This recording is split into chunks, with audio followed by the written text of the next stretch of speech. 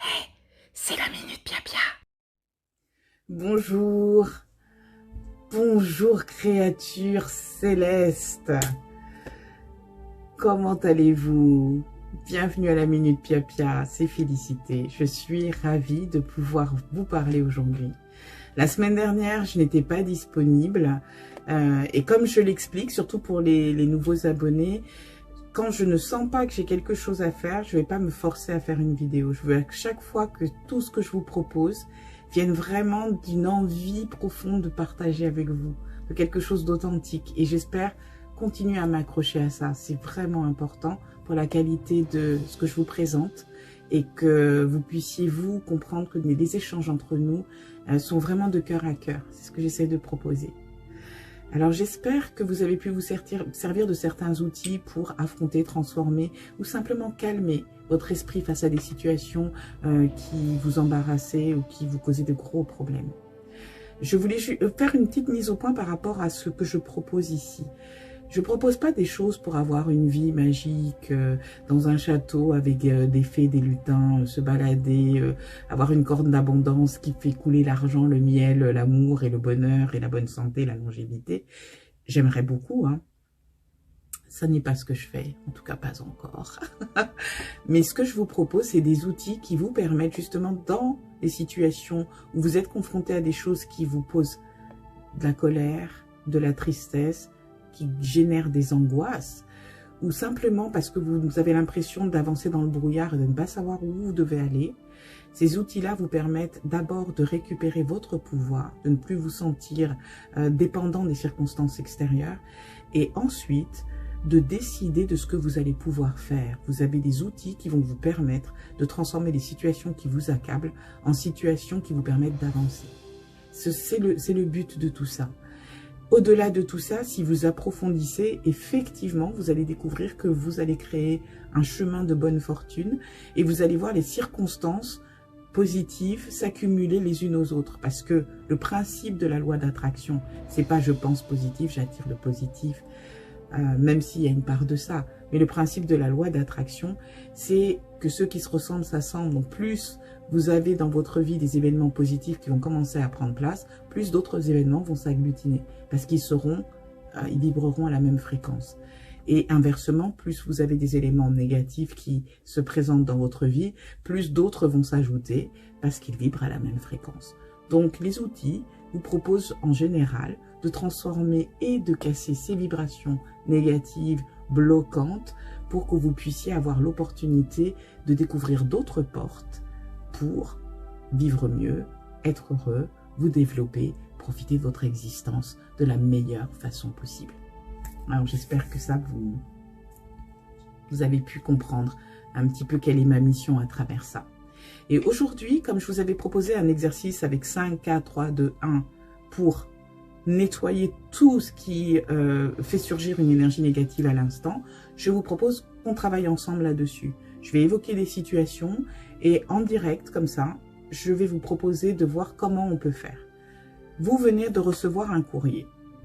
C'est peut-être une lettre de relance pour payer une somme et vous paniquez parce que même si vous avez, on va pas aller au cas extrême, même si vous avez quand même un peu la somme dans votre compte, vous vous dites si je paye ça maintenant, ça va être très difficile pour le reste du mois. Quelle est l'émotion qui remonte à ce moment-là? Ça peut être de la peur, ça peut être de l'angoisse, ça peut être de la colère, du genre mais j'aurais jamais dû acheter ce truc-là, maintenant je me trouve coincée. Vous voyez ce que je veux dire, hein, le regret, etc. Faites remonter cette émotion d'abord. Je signale une chose, quand c'est une émotion de peur, d'angoisse, on a très peur de la faire remonter. C'est cette émotion d'angoisse qui empêche quelquefois les gens d'aller chercher le courrier, quand le courrier arrive et qu'ils ont des gros soucis. Ils sont tellement possédés par l'angoisse que la simple idée d'avoir cette lettre de relance crée une panique qui les bloque complètement. Je sais que c'est dur ce que je vous demande, mais je vais vous demander de faire monter cette émotion-là, justement, spécifiquement. Ça peut être un entretien qu'on vous demande d'avoir avec un patron, par exemple, par rapport à une situation où vous savez que vous allez devoir, j'en sais rien, demander une augmentation, un truc, et ça vous panique. Tout ça, c'est des émotions comme ça, c'est ça que je vous demande de faire remonter. Donc, prenez le temps, pensez à un cas qui génère une émotion comme ça, qui s'exprime même presque physiquement. Hein. Ça vous fait un nœud au ventre, ça vous fait un coup ici, ça vous donne chaud. Il y a des gens qui ici, ils ont chaud, ou c'est l'inverse, ils sont glacés. Prenez le temps de faire monter une situation comme ça. Ça peut être une situation de famille.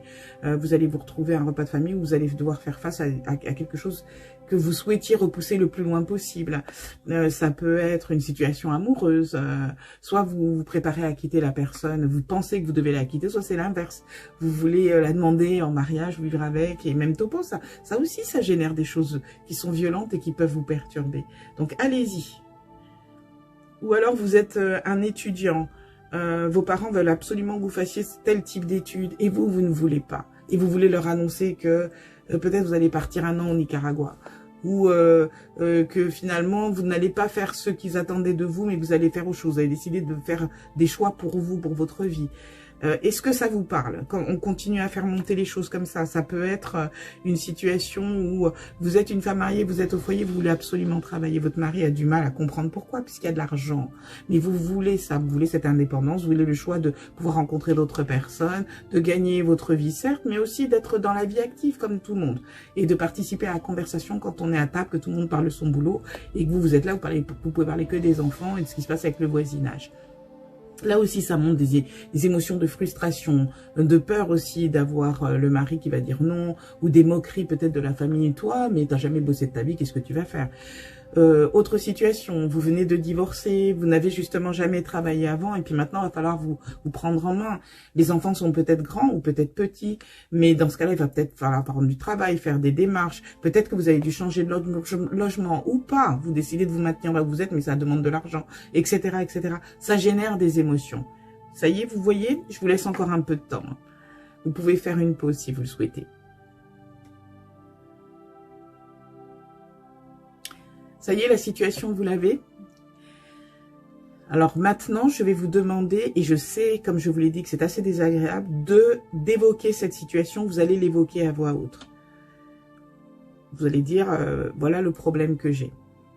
Et vous allez sentir l'émotion. Alors voilà, mon problème, c'est je dois de l'argent, j'ai peur de faire ci, je crains de faire ça, je pense que j'aurai pas assez de sous pour ça, je n'ai pas le courage de faire face à ça, mes parents vont être déçus, mon truc va m'en vouloir, machin va me crier dessus, tatati. Faites monter ça et ressentez ce que ça vient. D'où ça vient? Est-ce que c'est là? Est-ce que c'est au ventre? Est-ce que ça vous donne des sueurs? Est-ce que vous sentez que vous faites de la tachycardie, etc. Laissez monter cette émotion, s'il vous plaît. Maintenant qu'elle est montée, vous allez utiliser l'outil que je vous ai dit, le décompte. L'émotion remonte, vous l'avez, moi souvent les émotions chez moi, ils sont ici et un peu dans le dos. Donc je ressens, il faut vraiment que vous sentiez, que vous localisiez là où est située l'émotion, là où elle fait réagir votre corps. Maintenant que vous avez localisé, fermez les yeux et adressez-vous à cet endroit-là. Et vous allez faire le décompte. 5, 4, 3, 2, 1. Va-t'en! Va-t'en! Va-t'en! Voilà. Vous pouvez secouer les mains. Va-t'en! Va-t'en! Et respirez, revenez à vous. Maintenant, je vous demande de prendre le temps de ressentir ce qui a changé. Je ne vais pas vous dire quoi, je sais ce qui a changé chez moi, mais je ne voudrais pas vous influencer. On recontinue. Vous reprenez exactement la même situation, avec la même émotion. Premier constat, est-ce que vous sentez qu'elle est aussi puissante qu'elle l'était la première fois? Il n'y a pas de mauvaise réponse. Que ce soit oui ou non, nous allons continuer. Faites remonter cette émotion. Situez là où elle se trouve, parce que quelquefois elle va se déplacer en sentant que oh là elle est bah dis donc, elle essaie de prendre son indépendance, c'est pas dans nos contrats ça. Donc vous allez la rattraper, elle peut s'être déplacée, moi souvent elle se déplace dans le dos, elle va derrière.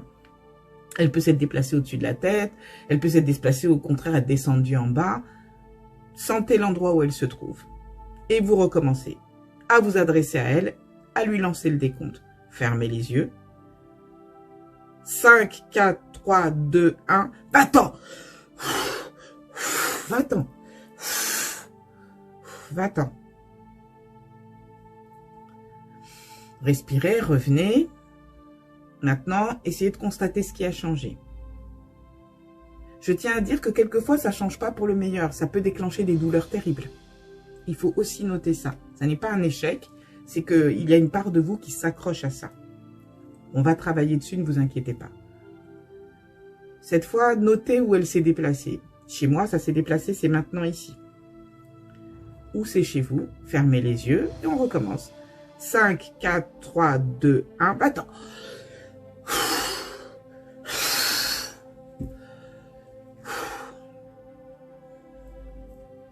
Alors, où vous en êtes? Alors maintenant, voilà ce qui se passe.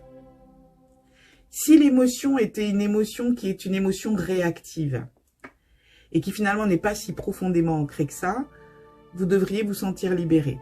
Donc tout va bien, vous n'avez pas besoin de continuer. Si par contre vous sentez que c'est comme si on avait enlevé un pansement pour vous faire découvrir qu'il y a une plaie beaucoup plus profonde et qu'en fait ça génère encore plus de choses qui remontent par rapport à ce problème-là, vous pouvez continuer le décompte. Et ce que vous pouvez faire aussi, c'est ressentir encore où est l'émotion. Et vous allez parler à l'émotion. Parce que là, on va aller à la cause, à la racine. Tout ce qui en moi se sent confortable dans cette situation et maintient son énergie active. Tout ça, j'annule, efface et supprime, détruis et décrée dans toutes les dimensions du cosmos, nord, sud, est, ouest,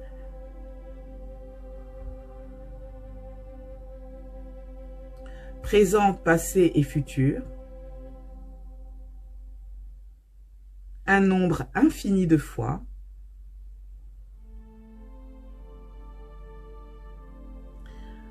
jusqu'à désactivation totale et permanente de ces vibrations. Et c'est fait.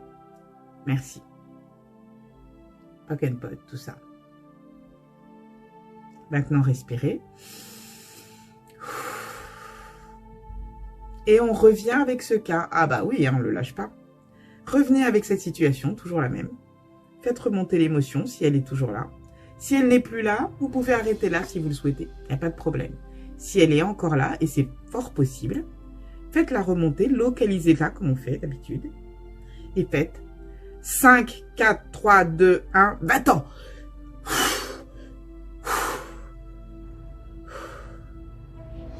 Et vous allez rajouter une chose.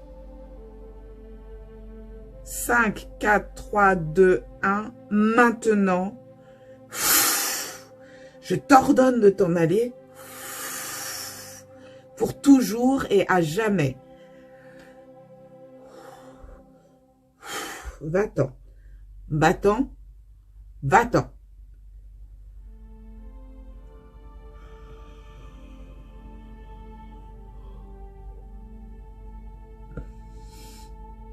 Maintenant, respirez. Où en êtes-vous?